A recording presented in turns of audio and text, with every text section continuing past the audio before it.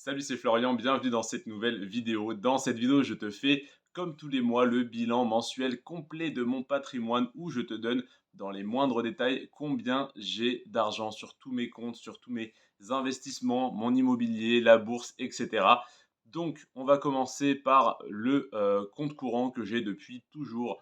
Mon compte courant de Boursorama, pardon. Celui de Boursorama, je l'utilise au quotidien parce que c'est celui qui est sur mon téléphone. C'est ma carte bancaire que j'ai sur mon wallet de mon téléphone. Donc quand je dois payer sans contact quelque chose, les courses, j'utilise mon téléphone. Donc c'est un petit compte, j'ai 896 euros dessus, simplement pour assurer les dépenses du quotidien. Quand je dois faire un virement à un ami, par exemple, je le fais avec ce compte-là parce que les virements sont instantanés, sont gratuits. Donc je garde toujours entre 500 et 1000 euros sur ce compte. Donc là, je suis à 896. Ensuite, j'ai également Trade Republic. Là, c'est un compte titre, donc ça n'est pas un compte courant, c'est un compte titre, c'est-à-dire que c'est un compte pour détenir des actions. Et pour le coup, là, c'est un compte titre ordinaire, donc c'est pour détenir des actions américaines et des actions en fait étrangères de tous les pays, mais 95% de mes actions sont des actions américaines. Et donc j'ai 12 208 euros dessus. Ce compte-là, je t'en ai parlé dans la vidéo de la semaine dernière, bilan mensuel de mon compte titre en avril 2024, parce que c'est ce compte-là, c'est le seul que j'ai, le seul compte titre sur lequel j'investis. Et donc, j'ai un peu plus de 12 000 euros dessus. J'ai également un PEA. Donc, mon PEA est chez Bourse Direct. Je l'avais chez Boursorama jusqu'à récemment. Et puis, ils ont changé quelques petites choses, quelques petits frais, etc. Et j'entendais beaucoup de bien de Bourse Direct. Donc, je l'ai déplacé chez Bourse Direct. Je ne suis pas plus satisfait chez Bourse Direct que chez Boursorama. En fait, j'attends que Trade Republic sorte leur PEA, s'ils le sortent, parce que j'adore vraiment l'interface de Trade Republic, donc du compte titre, sur lequel j'ai 12 000 euros. C'est pour ça aussi que j'investis autant dessus, c'est parce que vraiment l'interface est très agréable. Les frais sont vraiment très intelligemment placés. Évidemment, il faut toujours des frais pour rémunérer le courtier, mais il n'y a aucun frais à l'achat si on achète via des plans d'investissement programmés, parce que pour eux, c'est plus pratique de le faire comme ça aussi. Donc, ils peuvent se permettre de le faire gratuitement.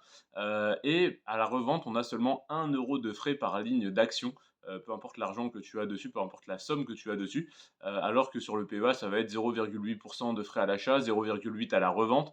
Donc ça grignote un petit peu quand même ta performance sur toute sa durée, parce que comme ça grignote ce que tu investis à la base, eh bien déjà 0,8% de moins sur lequel tu généreras des intérêts. Et on te retaxe à 0,8 quand tu revends. Donc ça, c'est simplement les frais de la plateforme, sans parler des impôts. Oui, des impôts sont plus importantes sur le compte titre, mais peu importe, la performance est bien meilleure. Donc Bourse Direct, j'ai mon PEA, je le garde tant qu'il n'est pas dispo chez Trade Republic, mais je n'investis plus dessus, je ne rajoute plus d'argent dessus, je ne m'en occupe pas. Et donc j'ai 3 344 euros dessus qui dorment, entre guillemets, mais qui travaillent tout de même, parce que j'avais déposé 3 000 euros et on est à 3 344, donc ça monte doucement mais sûrement. Ensuite, j'ai également un compte courant au Crédit Mutuel, que je n'utilise pas. Simplement, j'ai un crédit chez eux pour 2 appartements que je suis en train de revendre. Donc je laisse de l'argent sur ce compte pour, que quand j'ai, des mensualités de crédit qui passent, ils me prélèvent sur ce compte-là. Mais sinon, je ne m'en sers pas au quotidien, je ne fais pas de dépenses avec, et dès que j'ai revendu ces 2 appartements, je clôture ce compte. Ensuite, j'ai également de l'argent au Crédit Agricole. J'ai 14 270 € au Crédit Agricole. Pourquoi j'ai autant, alors que j'ai moins de 1 000 € chez Boursorama et au Crédit Mutuel?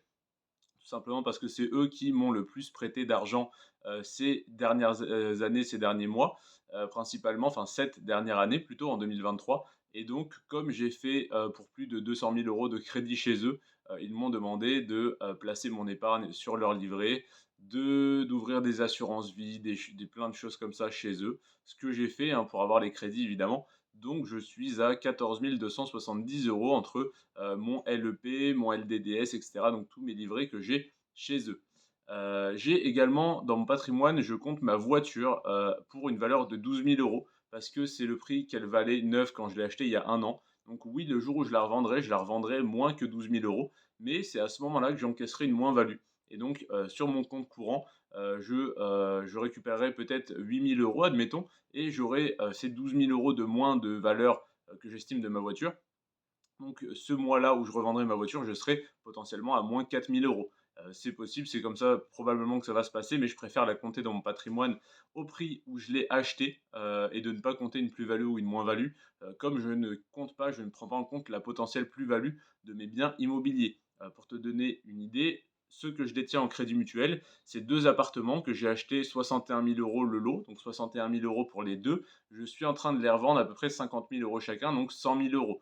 Je pourrais compter que je suis en plus-value latente d'à peu près 40 000 €, mais je ne préfère pas le faire, je ne le compte pas. Et le jour où je revends, je vends, je paye mes frais, mes taxes, mes indemnités de remboursement anticipé, mes impôts. Et une fois que l'argent arrive sur mon compte et que c'est à moi, je te dirai, eh bien ce mois-ci, je suis à plus 15 000 € parce que j'ai vendu tel appartement, j'ai remboursé le crédit, j'ai fait ça, j'ai fait ça.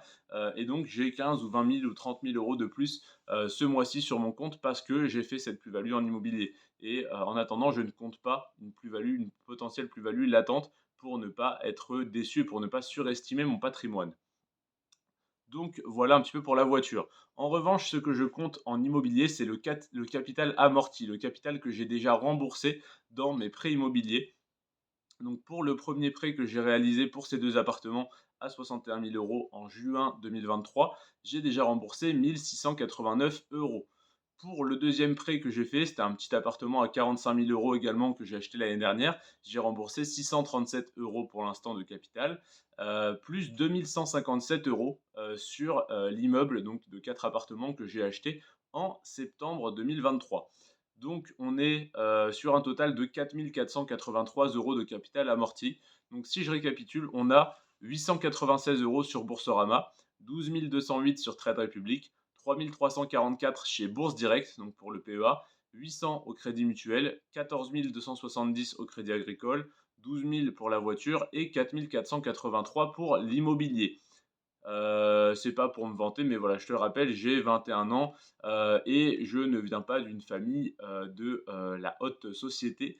Je viens d'une famille de classe moyenne tout à fait, comme les autres. Donc c'est pour te dire que c'est tout à fait accessible, hein, c'est pas pour me plaindre. D'ailleurs, je suis très content d'avoir eu cette notion, cette valeur de l'argent, très jeune. C'est en partie pour ça que je suis autant motivé à faire des choses pour développer mon patrimoine et que je le traque autant tous les mois, à faire un bilan, tous les mois. Donc, je suis, avec tout ça, sur un total de 48 001 €. Donc j'ai 48 001 € de patrimoine, au total, donc de patrimoine, heu, pas estimé, mais on va dire, la voiture, je l'estime à 12 000 € parce que je l'ai acheté 12 000 €. En réalité, on est à un peu moins. Par contre, avec l'immobilier, si je prends en compte toutes les potentielles plus-values que je peux réaliser, on peut déjà rajouter là entre les avec les 3 appartements que je suis en train de revendre, on peut compter facile, 50 000 € de plus-value, entre 40 et 50 000 € de plus-value. On va dire, oui, 35 000, 35-40 000 après impôt peut-être. Donc, admettons 35 000 € de plus-value après impôt. Donc là, je suis à 48, je serai à peu près à 80-85 000 € de patrimoine, normalement dans quelques mois, j'espère dans 3 à 6 mois. Et j'aimerais bien finir l'année à 100 000 €, même si l'objectif qui est inscrit là sur mon fichier, c'est 150 000 et je me suis fixé 150 000 parce que j'espérais pouvoir, finir des travaux dans l'immeuble, de 4 appartements pour en créer 2 supplémentaires et revendre cet immeuble avant la fin de l'année et à ce moment-là, j'aurais plutôt été entre 150 et 200 000 € de patrimoine. Mais là, du coup, en revendant simplement ces 3 appartements-là, et en gardant l'immeuble pendant ce temps-là, donc d'ici fin 2024, je pense pouvoir atteindre les 100 000 € de patrimoine avant la fin de l'année et 150 000, ça me paraît un petit peu trop élevé. C'est pareil, je suis en train également d'acheter un local commercial pour ouvrir une salle de sport. Je vais devoir faire un crédit pour le local et je vais essayer d'acheter le matériel comptant. Donc le matériel de la salle de sport, je vais essayer de le payer cash et de ne pas faire de crédit parce que sinon on me prête que sur 5 ans. Donc ça me fait 400 € par mois pour 20 000 € de matériel, sur, un crédit sur 5 ans. Donc ça fait une grosse mensualité qui me bloquerait dans mes futurs investissements. Donc je vais essayer de les mettre cash.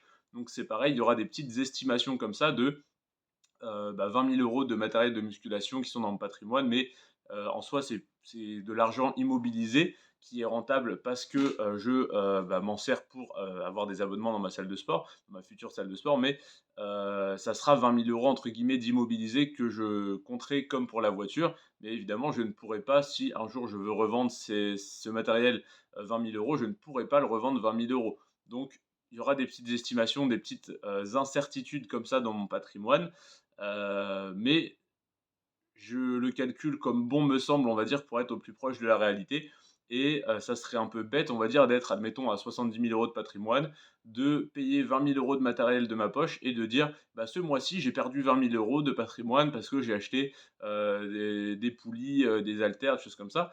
C'est faux, j'ai pas perdu 20 000 €, je les ai investis, ils sont placés, ils vont me rapporter de l'argent de par les abonnements et cetera, donc ça fera partie de mon patrimoine d'une autre manière. Donc, n'hésitez pas à me dire ce que vous en pensez et votre manière de calculer votre patrimoine. Est-ce que vous comptez vraiment que l'argent que vous avez sur vos comptes? Est-ce que vous comptez également, ce que vous avez remboursé en immobilier? Est-ce que vous comptez ce que vous avez en bourse et cetera? Est-ce que vous comptez, votre voiture, votre téléphone, votre ordinateur, vos vêtements, vos meubles de chez vous et enfin, qu'est-ce que vous comptez dans votre patrimoine? Ça m'intéresse vraiment de le savoir. Donc merci à tous d'avoir regardé cette vidéo et à la semaine prochaine, au mois prochain pour de nouveaux bilans. C'était Florian, prenez soin de vous et de vos finances. Ciao.